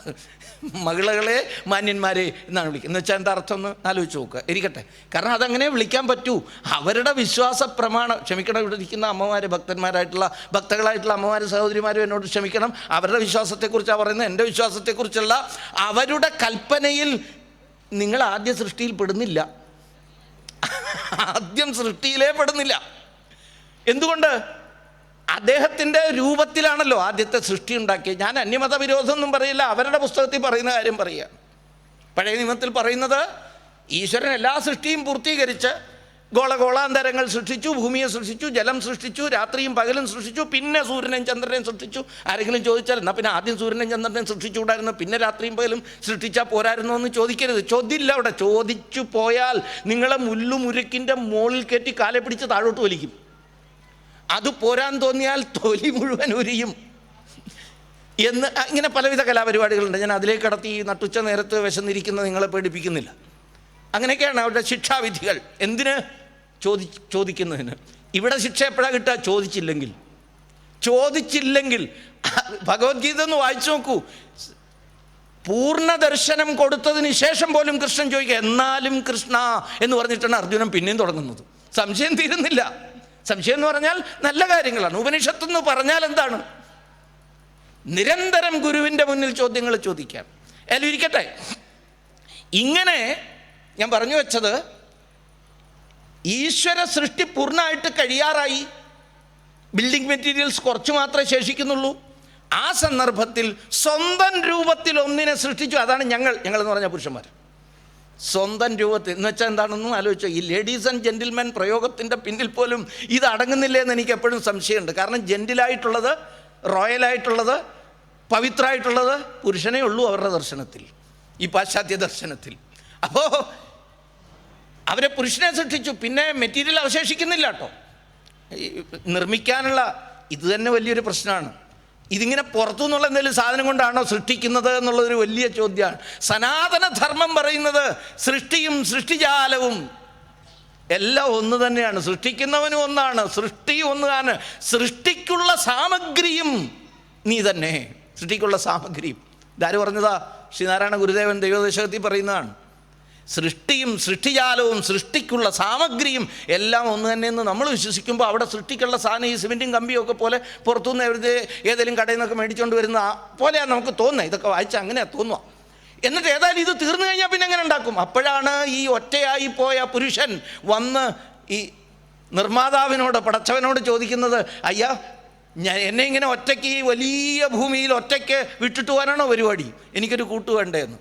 സോറി, അപ്പോഴാണ് നിങ്ങളുടെ ആവശ്യത്തെക്കുറിച്ച് ബോധ്യപ്പെട്ടത്. എന്ന് വെച്ചാൽ എന്താണെന്നറിയോ? ഇതിൻ്റെ ഒരു പൊരുൾ ഞാൻ ഒറ്റ വാചകത്തിൽ പറയാം. സ്ത്രീ എന്ന് പറയുന്നത് പാശ്ചാത്യ മത കാഴ്ചപ്പാടനുസരിച്ച് സ്ത്രീ എന്ന് പറയുന്നത് പുരുഷന് വേണ്ടി, പുരുഷന് ശേഷം, പുരുഷനിൽ നിന്ന് സൃഷ്ടിക്കപ്പെട്ടതാണ്. അപ്പോൾ വിശേഷാൽ പവിത്രതയോ ആഢ്യതയോ ഒന്നും നിങ്ങൾക്കില്ല. അതുകൊണ്ടാണ് ലേഡീസ് എന്ന്, ജെൻറ്റിൽ ലേഡീസ് എന്ന് ആരെങ്കിലും വിളിക്കുന്നത് കേട്ടിട്ടുണ്ടോ? ഇല്ല. പക്ഷെ മാൻ സ്വതവേ തന്നെ ജെൻറ്റിലാണ്. അതുകൊണ്ടാണ്. ഇരിക്കട്ടെ. അവിടെയാണ് സ്വാമി വിവേകാനന്ദൻ്റെ പ്രയോഗം. അമേരിക്കയിലെ എൻ്റെ സഹോദരന്മാരെ, ആ പറച്ചിലിൽ അതിൽ നിന്ന് ഉയർന്നു വരുന്ന ആധ്യാത്മിക ചൈതന്യത്തിൻ്റെ പ്രകമ്പനത്തിൽ വീണുപോയി അവർ. എഴുന്നേറ്റ് നിന്ന് 3 മിനിറ്റോളം കൈയടിച്ചു. പിന്നെയാണ് അദ്ദേഹത്തിൻ്റെ പ്രസംഗം 2.25 മിനിറ്റ് നടക്കുന്നത്. ആ പ്രസംഗത്തിൽ അദ്ദേഹം ഈ ഹിന്ദുധർമ്മത്തിൻ്റെ സവിശേഷതയെക്കുറിച്ച് പറയുന്നുണ്ട്, സനാതന ധർമ്മത്തിൻ്റെ മഹത്വത്തെക്കുറിച്ച്. സനാതനധർമ്മം ഡെങ്കിയാണ്, പ്ലേഗാണെന്നൊക്കെ പറയുന്നവന്മാരൊക്കെ അതൊക്കെ എടുത്തെടുത്ത് വായിച്ചു നോക്കണം. അദ്ദേഹം ഒന്ന് പറയുകയാണ്, സ്വാമി വിവേകാനന്ദൻ, ഞാൻ നിങ്ങളുടെ മുന്നിൽ നിൽക്കുന്നത് മതങ്ങളുടെ മുഴുവൻ മാതാവായ ഹിന്ദുധർമ്മത്തിൻ്റെ പ്രതിനിധിയായിട്ടാണ്. പൊളിറ്റിക്കലി കറക്റ്റായിട്ടല്ല അദ്ദേഹം സംസാരിച്ചത് അവിടെ. അദ്ദേഹം പറഞ്ഞു, മതങ്ങളുടെ മാതാവാണ് എൻ്റെ മതം. എന്തൊരു അഭിമാനം, എന്തൊരു ഉഗ്രമായ ആത്മവിശ്വാസം. കൂടിയിരിക്കുന്നവരെല്ലാം 99.9% സായിപ്പന്മാർ.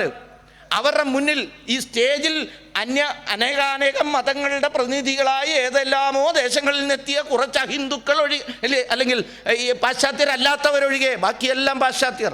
അവരുടെ മുന്നിൽ എഴുന്നേറ്റ് നിന്ന് നെഞ്ചു വിരിച്ച് തല ഉയർത്തിപ്പിടിച്ച് ആ യുവസിംഹം ഗർജിച്ചു, ഞാൻ I M representing the mother of all religions. ഈ മുഴുവൻ മതങ്ങളുടെയും മാതാവായ മതത്തെ പ്രതിനിധീകരിച്ചു വരികയാണ്.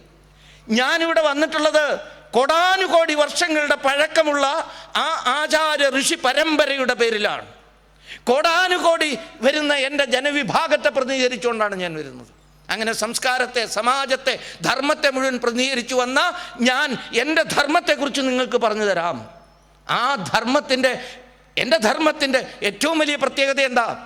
ലോകത്തിൻ്റെ ഭിന്ന ഭാഗങ്ങളിൽ വെച്ച് അന്യമതസ്ഥരാൽ വേട്ടയാടപ്പെട്ടില്ലാതെയാക്കപ്പെട്ടുകൊണ്ടിരുന്ന യഹൂദമതക്കാരും പാഴ്സ്യമതക്കാരും എല്ലായിടത്തും പീഡിപ്പിക്കപ്പെട്ടപ്പോൾ ലോകത്തൊരിടത്ത് മാത്രമാണ് സ്വീകരിക്കപ്പെട്ടത്.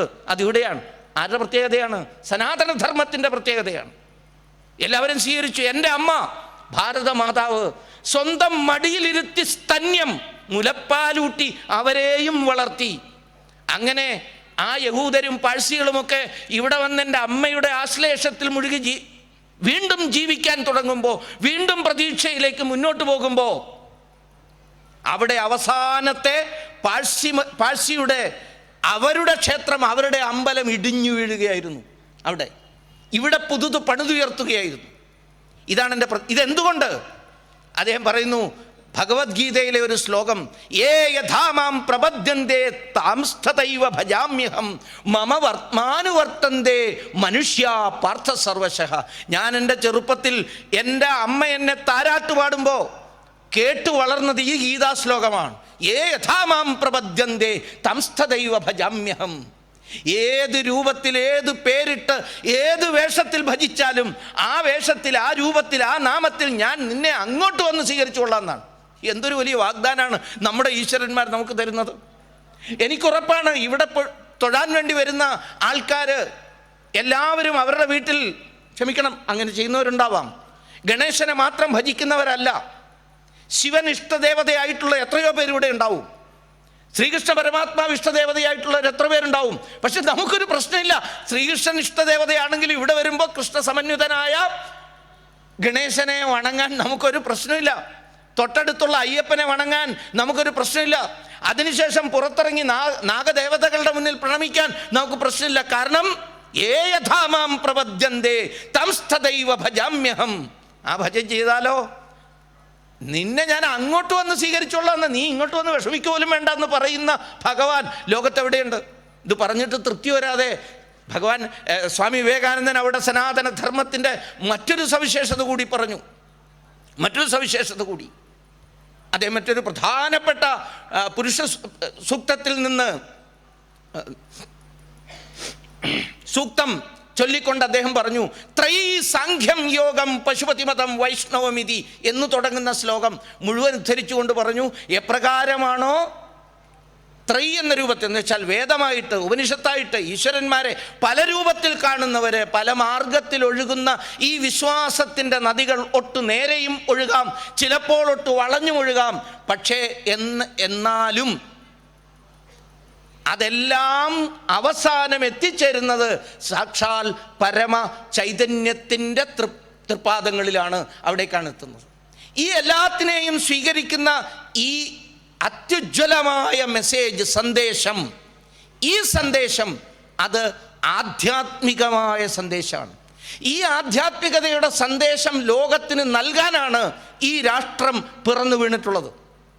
ആധ്യാത്മികതയുടെ സന്ദേശം എന്താണ്? ഈ ആധ്യാത്മികതയുടെ സന്ദേശം എന്ന് പറഞ്ഞാൽ, ലളിതമായി പറഞ്ഞാൽ, ആദ്യം പറഞ്ഞാണ് അരവിന്ദന് ബോധ്യപ്പെട്ടില്ലേ, ആ ജയിലിൽ കിടക്കുമ്പോൾ ബോധ്യപ്പെട്ടില്ലേ, എല്ലാത്തിലും ഒരു ചൈതന്യമാണ് എന്ന ആ ബോധ്യം, എല്ലാത്തിലും ഒരു ചൈതന്യമാണ് എന്നുള്ള ബോധ്യം.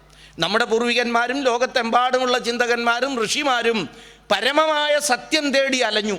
ആദ്യകാലത്തെ പറയാണ്, കോടാനുകോടി വർഷങ്ങൾക്ക് മുമ്പ്. ആ സത്യം തേടിയുള്ള അലച്ചിൽ എന്തിനെ ആയുധമാക്കിക്കൊണ്ടാണ് നമ്മളെല്ലാവരും സത്യം തേടുന്നത്? എന്താണ് നമ്മളെ സഹായിക്കുക? പഞ്ചേന്ദ്രിയങ്ങളാണ് പ്രധാനമായിട്ട്. പുറത്തേക്ക് തുറന്നിരിക്കുന്ന പഞ്ചേന്ദ്രിയങ്ങളെ ഉപയോഗിച്ചാണ് നമ്മൾ അന്വേഷണം നടത്തുന്നത്.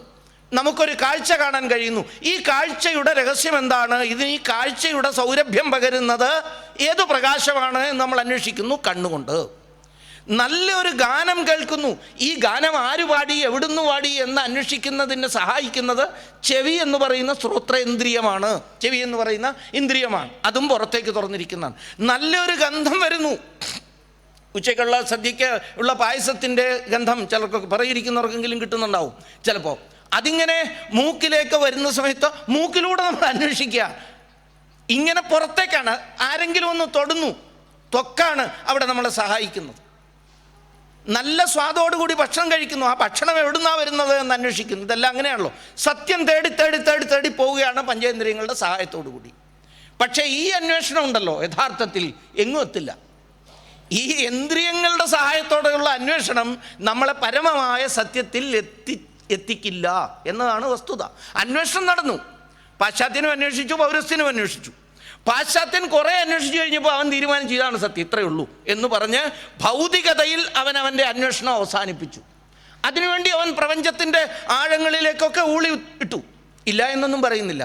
പക്ഷേ അവിടെ എങ്ങും ഏതാണ്ട് നമ്മുടെ അമ്മമാർക്കൊക്കെ അറിയാവുന്ന പോലെ ഉള്ളി പൊളിക്കുന്ന പോലെ പൊളിച്ച് ചെല്ലാണ്, ഒന്നും മനസ്സിലാവുന്നില്ല. അതെവിടെയും തീരുന്നില്ല ഈ അന്വേഷണം. പക്ഷേ ആ സമയത്ത് ഭാരതീയ പൂർവികൻ, സനാതന ധർമ്മത്തിൻ്റെ സൃഷ്ടാവായ ധീരനായ ഒരു യോഗി, കഠോപനിഷത്തിലെ അതിമനോഹരമായൊരു മുഹൂർത്തമാണ്. നമ്മുടെ ചിന്തയുടെ, വിചാരത്തിൻ്റെ, ആധ്യാത്മികതയുടെ അത്യുജ്വലമായ സോപാനങ്ങൾ നമ്മൾ കയറാൻ തുടങ്ങുന്ന ആദ്യ പടിയായിട്ടാണ് ചിന്തകന്മാർ അതിനെ വിശദീകരിക്കുന്നത്. ആ ഒരു തരത്തിൽ പറഞ്ഞാൽ ഒരു തിരിവ് എന്ന് പറയില്ലേ, ഒരു വളവ്, തിരിവ് എന്നൊക്കെ പറയുന്നത് പോലെ സംഭവിക്കുകയാണ്. കഠോപനിഷത്തിൽ അത് വർണ്ണിക്കുന്നത് പരാഞ്ചിഖാനി വിതൃണത് സ്വയംഭു തസ്മാത് പരാങ് പശ്യതി നാന്തരാത്മൻ കശ്ചിത് ധീര പ്രത്യഗാത്മാനമൈക്ഷത് ആവൃത്ത ചക്ഷുർ അമൃതത്വമിച്ഛൻ. ഞാനിവിടെ താരതമ്യം പറയുന്നത് ബാഹ്യേന്ദ്രിയങ്ങളുടെ സഹായത്തോട് കൂടിയിട്ടുള്ള അന്വേഷണം രണ്ടു കൂട്ടരും നടത്തിയെങ്കിലും ഭൗതികതയുടെ ഏതോ പാരമ്യത്തിൽ എത്തി എന്ന മിഥ്യാബോധത്തിൽ പാശ്ചാത്യൻ അവൻ്റെ അന്വേഷണം അവസാനിപ്പിച്ചപ്പോൾ നമ്മുടെ പൂർവികനായ ഋഷി, ധീരനായ ഋഷി, കശ്ചിത് ധീര പ്രത്യഗാത്മാനമൈക്ഷത്, ആ ധീരനായ ഋഷി അവൻ്റെ അന്വേഷണം പുറത്തു നിന്ന് വലിച്ച് അകത്തേക്കാക്കി. അവന് മനസ്സിലായി പുറത്തിനി ഇതിനപ്പുറം ഒന്നും ഇതേ ഉള്ളൂ. പക്ഷേ യഥാർത്ഥ സത്യം കണ്ടിട്ടുമില്ല. എന്തു വേണം? കശ്ചിത് ധീര പ്രത്യഗാത്മാനമൈക്ഷത്, ഉള്ളിലേക്ക് തിരിച്ചു ഈ ഇന്ദ്രിയങ്ങളെ മുഴുവൻ. അവിടെ അവൻ കേന്ദ്രീകരിച്ചു ശ്രദ്ധയെ. ആ ഉൾനോട്ടത്തിൻ്റെ മുന്നിൽ ജ്വലിച്ചുയർന്നു. കോടാനുകോടി വരുന്ന സൂര്യപ്രഭയോടെ ജ്വലിച്ചു നിൽക്കുന്ന ഉഗ്രമായ ആ പരമാത്മാവിൻ്റെ മാർത്താണ്ഡ ബിംബം അവൻ്റെ മുമ്പിൽ ജ്വലിച്ചു വന്നു. പരമാത്മാവ് ഉള്ളിൽ ജ്വലിക്കുകയാണ്. അവന് ബോധ്യപ്പെട്ടു, പ്രകാശത്തിന് പ്രകാശം കൊടുക്കുന്ന, വെളിച്ചത്തിന് വെളിച്ചം കൊടുക്കുന്ന ആ യഥാർത്ഥ സൂര്യൻ ഈ ആകാശത്ത് കാണുന്നതല്ല, എൻ്റെ മനസ്സിൻ്റെ ആകാശത്തിൽ, എൻ്റെ ആത്മാവിൻ്റെ ആകാശത്തിൽ ജ്വലിക്കുന്ന പരമാത്മാവാണെന്ന് ബോധ്യപ്പെട്ടു. ഗന്ധത്തിന് ഗന്ധം കൊടുക്കുന്ന മഹാഗന്ധം എൻ്റെ ഉള്ളിൽ തന്നെയാണ്. നാദത്തിന് നാദം കൊടുക്കുന്ന മഹാനാദം അതെൻ്റെ ഉള്ളിൽ നിന്നാണ് വരുന്നത്. അങ്ങനെ അവൻ ഉള്ളിൽ ഈ ചൈതന്യത്തെ തിരിച്ചറിഞ്ഞു. ഇതിനെയാണ് ഞാൻ നേരത്തെ സൂചിപ്പിച്ചത്, ആധ്യാത്മികതയുടെ പരകോടിയിലേക്കുള്ള നമ്മുടെ പ്രയാണത്തിൻ്റെ ആദ്യ പടിയെന്നോ, ആധ്യാത്മികതയുടെ സത്യമന്വേഷിച്ച് തിരിയുന്ന ആ തിരിവെന്നോ, the turn of the spirituality, spiritual course, അതവിടെയാണ്. അതിനെയാണ് കഠോപനിഷത്തുകാരൻ വർണ്ണിച്ചു വെച്ചിരിക്കുന്നത്. പരാഞ്ചിഖാനി വിതൃണത് സ്വയംഭു തസ്മാത് പരാങ് പശ്യതി നന്തരാത്മൻ കശ്ചിത് ധീര പ്രത്യഗാത്മാനമൈക്ഷത് ആവൃത്ത ചക്ഷുർ അമൃതത്വമിച്ഛൻ. ആ അമൃതത്വത്തെ അവൻ ആഗ്രഹിക്കാൻ തുടങ്ങി. ഇവിടെ അപകടം അവിടെ തീരുന്നില്ല, നല്ലൊരു അപകടം. കണ്ണ് തുറന്നപ്പോഴുള്ള അവസ്ഥ എന്താ? അകത്ത് കണ്ട ഈ പ്രകാശം പുറത്തൊക്കെയും കാണാൻ തുടങ്ങി. എല്ലാവരിലും അത് തന്നെയുള്ള ആണുള്ളത് എന്ന് ബോധ്യപ്പെട്ടു. അപ്പോഴാണ് അവൻ പറഞ്ഞത് തത്വമസി. അപ്പോഴാണ് അവൻ പറഞ്ഞത് അയം ആത്മാ ബ്രഹ്മ. അപ്പോഴാണ് അവൻ പറഞ്ഞത് അഹം ബ്രഹ്മാസ്മി. അവിടെ പറഞ്ഞു നിർത്തിയില്ല. എൻ്റെ നന്മയ്ക്ക് വേണ്ടി ഞാൻ ജീവിക്കുന്നത് പോലെ എന്നിലെ ചൈതന്യം തന്നെ പേറുന്ന എൻ്റെ ചുറ്റുപാടുമുള്ളവരെയും ഞാൻ സേവിക്കും, അവർക്ക് വേണ്ടിയും ഞാൻ പ്രവർത്തിക്കും. എൻ്റെ പ്രവൃത്തി ഓരോന്നും എല്ലാവർക്കും വേണ്ടിയിട്ടുള്ളതാണ്. അവിടെ ഉദിച്ചുയർന്നു ഒരു ശ്ലോകം, സർവേഭി സുഖിനഃ സന്തു സർവേ സന്തു നിരാമയ സർവേ ഭദ്രാണി പശ്യന്തു മാ കശ്ചിത് ദുഃഖമാപ്നുയാത്, അല്ലെങ്കിൽ മാ കശ്ചിത് ദുഃഖഭാഗ് ഭവേത്. ഈ ശ്ലോകമൊന്നും വെറുതെ വന്നല്ല, അനുഭവത്തിൽ നിന്ന് വന്നതാണ്. അതുകൊണ്ടാണ് ഹിന്ദുധർമ്മം അല്ലെങ്കിൽ സനാതനധർമ്മം ശാസ്ത്രം തന്നെയാണ് എന്ന് പറയുന്നത്. ഇത് ശാസ്ത്രമാണ്. ശാസ്ത്രത്തിൻ്റെ ലക്ഷണം എന്താ? അനുഭവം ഉണ്ടാവണം, പരീക്ഷണം നടത്താൻ പറ്റണം, ആ പരീക്ഷണത്തിൽ നിന്ന് അനുഭവം ഉണ്ടാവണം. ആ അനുഭവത്തെ പ്രമാണമാക്കിക്കൊണ്ട് മാത്രമാണ്. അനുഭവ പ്രമാണ സിദ്ധമല്ലാത്തത് കൊണ്ടാണ് ശങ്കരാചാര്യർ വേദത്തിൻ്റെ ഗീതാഭാഷ്യത്തിൻ്റെ ഉപോദ്ഘാതത്തിൽ പറഞ്ഞത് ന പ്രാമാണ്യമുപൈതി. എനിക്ക് പ്രമാണം ഇല്ല, അത് അനുഭവമില്ല.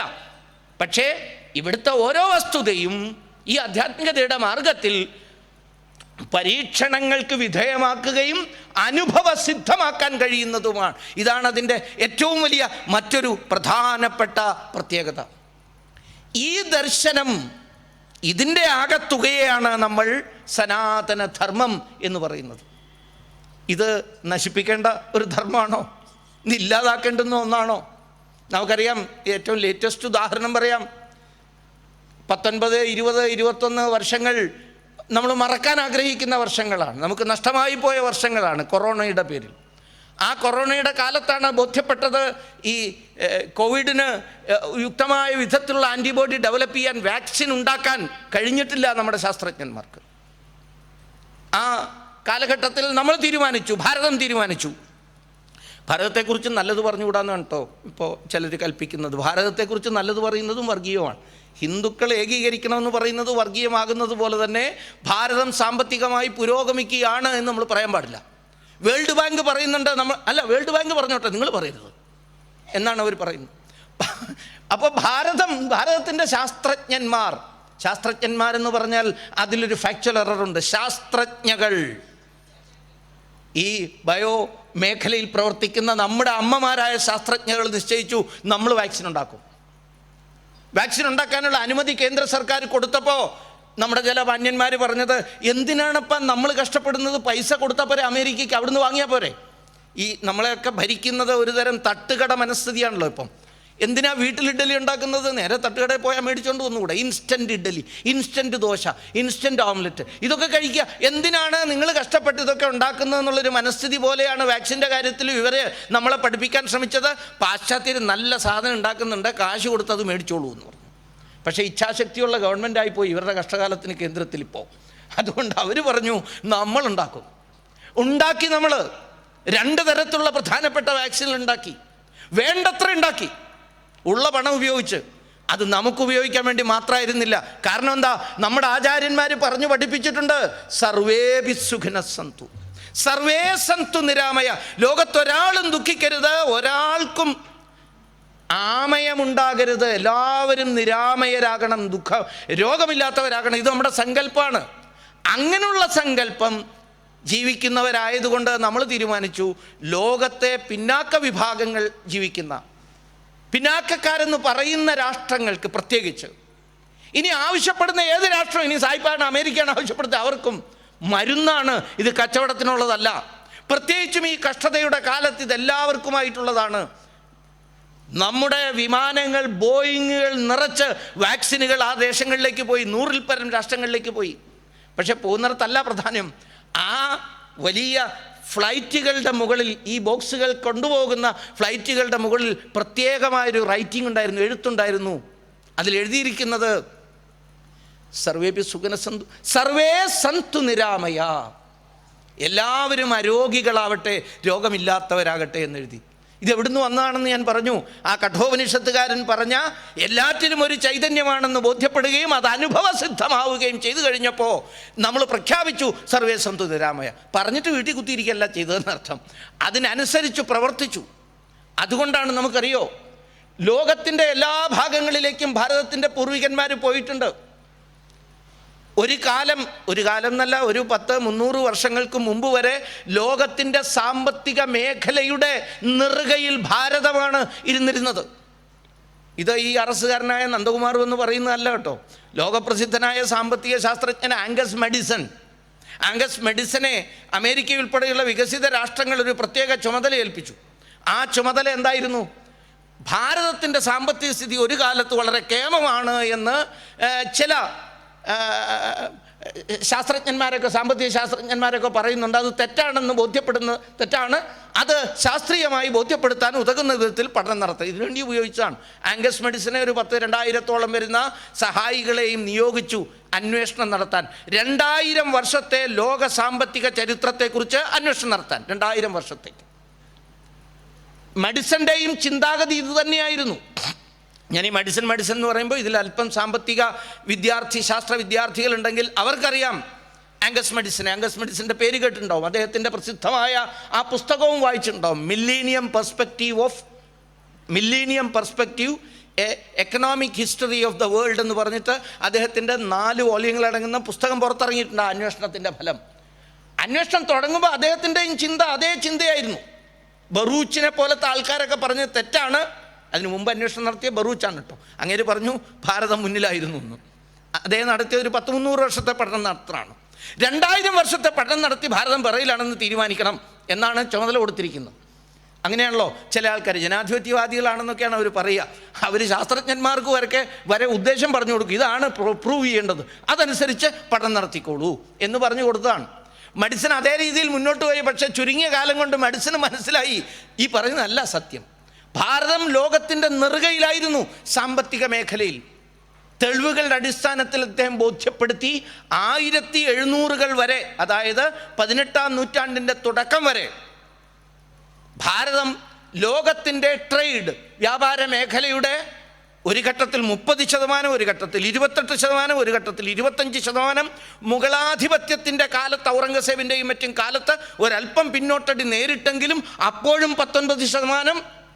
പിന്നീട് ബ്രിട്ടീഷുകാരൻ ഇവിടെ വന്ന് കൊള്ള സാവർത്തികമാക്കിയപ്പോൾ, നമ്മുടെ എല്ലാം കട്ടുകൊണ്ടു പോകാൻ തുടങ്ങിയപ്പോഴാണ് നമുക്ക് വീഴ്ചയുണ്ടായത് എന്ന് ബോധ്യപ്പെടുന്ന വിധത്തിൽ അതിൽ സുന്ദരമായി കൃത്യമായി വിശദീകരിക്കുന്ന സെൽഫ് എക്സ്പ്ലനേറ്ററി ആയിട്ടുള്ള ചാർട്ടുകളുണ്ട്. നിങ്ങൾക്ക് വായിക്കാമത്.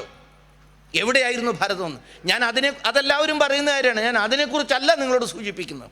പക്ഷേ ആ കാലഘട്ടത്തിൽ എപ്പോഴെങ്കിലും ലോകത്തിൽ സാമ്പത്തികമായി മുന്നിലായിരുന്നെങ്കിലും അതിനെ ഒരു രാഷ്ട്രീയ ആക്രാമിക ശക്തിയാക്കി നമ്മൾ മാറ്റിയിട്ടില്ല. അതിനെ അന്യദേശങ്ങളുടെ ചൂഷണത്തിന് വേണ്ടി നമ്മൾ ഉപയോഗിച്ചിട്ടില്ല. അവിടുത്തെ വിലപിടിപ്പുള്ള മരങ്ങൾ കട്ടുകൊണ്ടുപോരാൻ നമ്മൾ ആഗ്രഹിച്ചിട്ടില്ല. പിൽക്കാലത്ത് സായിപ്പ് ചെയ്തതുപോലെ നമ്മുടെ നാട്ടിലെ നിലമ്പൂർ കാട്ടിലെ തേക്ക് വരെ കട്ടുകൊണ്ടുപോയി വിടുന്നു. നിലമ്പൂർ കാട്ടിലെ തേക്ക് വരെ. ആ തേക്ക് ഉപയോഗിച്ചാണ് കേട്ടോ.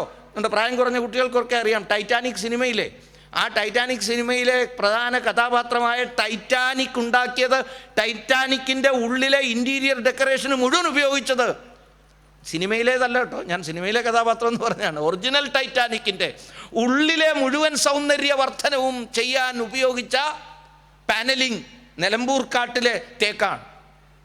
തേക്ക് കെട്ടിട്ടുണ്ട് വരെ. പക്ഷേ നിങ്ങളൊന്ന് ആലോചിച്ച് നോക്കൂ, ലോകത്തിൻ്റെ നെറുകയിൽ ഇവരൊക്കെ എത്തുന്നതിനേക്കാളൊക്കെ എത്രയോ ഉന്നതമായ തലത്തിൽ നമ്മൾ ഉണ്ടായിട്ടും നമ്മൾ ഒരു ആഫ്രിക്കയെയും കൊള്ളയടിച്ചില്ല, നമ്മൾ ഒരു അമേരിക്കയും കൊള്ളയടിച്ചില്ല. അവിടുന്ന് വിഭവങ്ങളെ ചോർത്തി ഇങ്ങോട്ടേക്ക് കൊണ്ടുവരാൻ നമ്മൾ ശ്രമിച്ചിട്ടില്ല. കാരണം എന്താ? സർവേ സുഖന സന്തു, സർവേ സന്തു നിരാമയ, സർവേ ഭദ്രാണി പശ്യന്തു. ഈ സങ്കല്പം നമുക്കുണ്ടായിരുന്നു, ഈ ആധ്യാത്മികമായ കാഴ്ചപ്പാടുണ്ടായിരുന്നു. ഞാനിത് പറയാനുള്ള ഒരു തെളിവ് കൂടി പറയാം. നിങ്ങളെല്ലാവരും ലോകത്തുനിന്ന് ഏറ്റവും കൂടുതൽ പ്രകൃതി ദൂഷണത്തിൻ്റെയും പ്രകൃതിയുടെ തകർച്ചയെക്കുറിച്ചും ധ്രുവങ്ങൾ ഉരുകുന്നതിനെക്കുറിച്ചും മഞ്ഞുമലകൾ ഉരുകുന്നതിനെക്കുറിച്ചും ഹിമാനികൾ ഇല്ലാതെയാവുന്നതിനെക്കുറിച്ചൊക്കെ കേട്ടു തുടങ്ങി. ഇതെല്ലാം എന്തുകൊണ്ടാണ്? കാട് വെട്ടിത്തെളിക്കുന്ന ചൂഷണം ഈ പാശ്ചാത്യ മുതലാളിത്ത ആദർശത്തിൽ നിന്ന് പ്രേരണ ഉൾക്കൊണ്ടുകൊണ്ട് ലോകത്ത് നടക്കുന്നതുകൊണ്ടാണ്. അതിൻ്റെ പിന്നാലെ പോകുന്ന ഭാരതീയരും ഇന്നത് ചെയ്യുന്നുണ്ട് ഇവിടെ. അതിൻ്റെ ഫലമായിട്ടാണ് മലിനീകരണം ഏറ്റവും വലുതായിട്ട് ഇന്ന് വളരുന്നത്. പക്ഷേ ലോകത്തിൻ്റെ നെറുകയിൽ സാമ്പത്തിക പുരോഗതിയുടെ ഉച്ചാവസ്ഥയിൽ ഭാരതം കഴിഞ്ഞിരുന്നപ്പോൾ ഇത് സംഭവിച്ചിട്ടില്ലല്ലോ. നമ്മളൊരു 400 വർഷം മുമ്പിലത്തെ ഗ്രന്ഥങ്ങൾ വായിക്കുന്നവരുണ്ടെങ്കിൽ എവിടെയെങ്കിലും നിങ്ങൾ കണ്ടിട്ടുണ്ടോ ഈ മലിനീകരണത്തെക്കുറിച്ച്, ചൂഷണത്തെക്കുറിച്ച്, പ്രകൃതി തകർച്ചയെക്കുറിച്ച് ഉള്ള വാർത്തകൾ? എന്തുകൊണ്ടില്ല?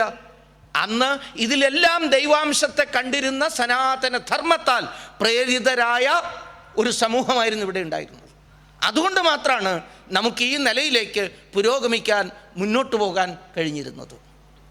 ഈ വിശിഷ്ടമായ സനാതന ധർമ്മത്തെ തിരികെ വീണ്ടും ഭാരതത്തിൻ്റെ ഹൃദയസ്ഥാനത്ത് പ്രതിഷ്ഠിക്കാൻ നമുക്ക് കഴിയണം. അതിനുവേണ്ടി പ്രയത്നിക്കാൻ നമ്മൾ ഓരോരുത്തരും മുന്നിട്ടിറങ്ങണം. സനാതന ധർമ്മമാണ് മഹർഷി അരവിന്ദൻ പറഞ്ഞതുപോലെ നമ്മുടെ ഈ രാഷ്ട്രത്തിൻ്റെ ദേശീയത, ദേശീയ കർത്തവ്യം. സ്വാമി വിവേകാനന്ദൻ പറയും, നമുക്കൊരു സന്ദേശമുണ്ട് ലോകത്തിന് നൽകാൻ, നമുക്ക് നിർവഹിക്കാനുണ്ട് ഒരു ദൗത്യം, നമുക്ക് പൂർത്തീകരിക്കാനുണ്ട് ഒരു കർത്തവ്യം. ഈ രാഷ്ട്രത്തിന്, ഈ ഭാരതത്തിന് അത് നിർവഹിക്കാനുള്ള കഴിവ് നമുക്കുണ്ടാകണമെങ്കിൽ അതിൻ്റെ ഏറ്റവും ഉന്നതമായ രൂപത്തിൽ, ഉന്നതമായ തലത്തിൽ ഈ സനാതന ധർമ്മത്തെ സാക്ഷാത്കരിക്കാൻ വേണ്ടിയിട്ടുള്ള നിരന്തര പ്രയത്നം നമ്മൾ ഓരോരുത്തരും ചെയ്യേണ്ടിയിരിക്കുന്നു. അത് നമ്മുടെ ഓരോരുത്തരുടെയും കർത്തവ്യമാണ്. അപ്പോൾ മാത്രമാണ് ഈ രാഷ്ട്രം നിലനിൽക്കൂ, രാഷ്ട്രം വളരൂ. ഈ രാഷ്ട്രം എന്നത് നമ്മൾ കവിതയിലൊക്കെ പാടുന്ന പോലെ ഇതൊരു പിടി മണ്ണല്ല, ഇത് ആധ്യാത്മികതയുടെ സാധനാഭൂമിയാണ്. അതുകൊണ്ടാണ് ഈ ഭാരതത്തെ ദിവ്യ ത്രികോണം എന്ന് വിളിച്ചത്. ത്രികോണമെന്ന ആ രൂപം അതെന്തിനെ സൂചിപ്പിക്കുന്നതാണെന്നൊക്കെ ഈ കൂടിയിരിക്കുന്ന സദസ്സിനറിയാം. ഭാരതം ദേവിയുടെ രൂപമാണ്, ത്രിശക്തി രൂപിണിയായ ഭാരതമാണ്. ആ ഭാരതത്തെ വീണ്ടും നമ്മൾ ഓരോരുത്തരും ഭജിക്കാൻ തുടങ്ങണം. ഭാരതത്തെ കൂടി രക്ഷിക്കുമ്പോഴേ നമുക്ക് ബാക്കി എല്ലാറ്റിനെയും രക്ഷിക്കാൻ കഴിയൂ.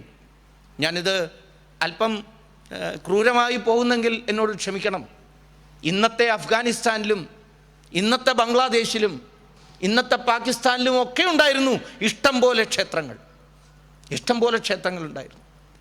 വേദം പിറന്നത് ഇന്നത്തെ പാകിസ്ഥാനിലാണ്, സിന്ധു നദീതീരത്തിലാണ്.